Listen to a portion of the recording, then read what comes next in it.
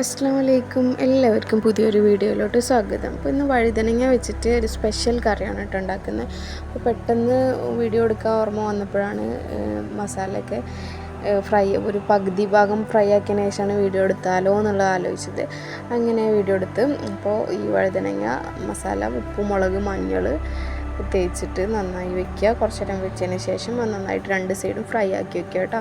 Fry ആക്കി വെച്ചതിന് ശേഷം ഈ ഒരു പാനിലോട്ട് തന്നെ കുറച്ച് വെളിച്ചെണ്ണയിൽ, ആ പാനിൽ ഫ്രൈ ആക്കിയ കുറച്ച് വെളിച്ചെണ്ണ ഉണ്ടാവുമല്ലോ, അതിലോട്ട് കുറച്ച് മഞ്ഞളും ഉപ്പും മുളകും ഇട്ടിട്ട് നന്നായിട്ട് ഒന്ന് ഇളക്കി മിക്സ് ചെയ്തതിന് ശേഷം ചെറിയൊരു സവാള ചെറുതായിട്ട് എരിഞ്ഞത് അതും കൂടി ഇട്ടിട്ട് നന്നായിട്ട് ബ്രൗൺ കളർ വരെ ആകുന്നത് വരെ വേവിക്കണം കേട്ടോ. എന്നിട്ട് വേണം നമുക്ക് ബാക്കി ഇൻഗ്രീഡിയൻസ് ചേർക്കാൻ വേണ്ടിയിട്ട്. അപ്പോൾ ഈ ഒരു കറി എന്ന് വെച്ച് കഴിഞ്ഞാൽ നമുക്ക് സ്പെഷ്യലൊന്നുമില്ല, എന്തെങ്കിലും സ്പെഷ്യൽ കഴിക്കാൻ തോന്നുന്നുണ്ട്, ഫിഷൊന്നും കിട്ടിയില്ല, അങ്ങനെയൊക്കെയുള്ള ടൈമിൽ നമുക്ക് വേണമെങ്കിൽ ട്രൈ ചെയ്യുക. അടിപൊളി ടേസ്റ്റാണ്.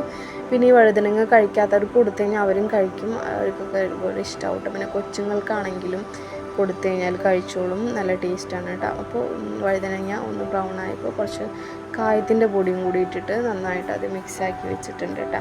അപ്പോൾ നേരത്തെ ഞാൻ ഒരു ബീറ്റർ വെച്ചിട്ട് ബീറ്റ് ചെയ്തിരുന്നില്ല, തൈരാണ്.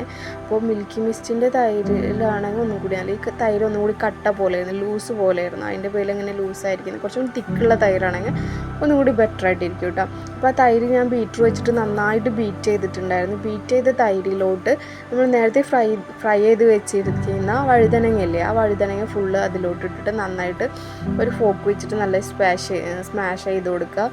അതിനുശേഷം നമ്മൾ നേരത്തെ മസാല ആക്കി വെച്ചിട്ടുണ്ടായിരുന്നല്ലോ, ലാസ്റ്റ് ഇട്ടത് കായത്തിൻ്റെ പൊടി കേട്ടോ. മസ്റ്റാണ് കായം ഇട്ടാലാണ് അതിൻ്റെ കറക്റ്റ് ടേസ്റ്റ് കിട്ടുന്നത് കേട്ടോ. അപ്പോൾ കായത്തിൻ്റെ പൊടിയും കൂടി ഇട്ടിട്ട് നന്നായിട്ട് വഴറ്റി വെച്ച് ഈ ഒരു മസാല അതിലോട്ടിട്ടിട്ട് നന്നായിട്ട് മിക്സ് ചെയ്ത് വയ്ക്കും. ഇനി കുക്ക് ചെയ്യൊന്നും വേണ്ട, ജസ്റ്റ് ആ ഒരു പാത്രത്തിൽ നമ്മൾ തൈര് എടുത്തിട്ട്, നല്ല കട്ട തൈരായിരിക്കണം കേട്ടോ, അത് കുറച്ച് ലൂസായി പോയിട്ടുണ്ട്.